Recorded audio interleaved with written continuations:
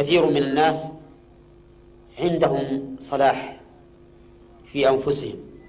عندهم استقامة، عندهم صلاة، عندهم صيام، عندهم صدقة، لكنهم في الأخلاق متأخرون. ومن أفضل الأعمال حسن الخلق، فطالب العلم لا يليق به أن يكون شرسا، لا يليق به أن يكون عبوسا، لا يليق به أن يكون لعانا، لا يليق به أن يكون قبيح القول، يليق به أن يكون حسن الأخلاق، منشرح الصدر، مبتسم الوجه، منطلق القول،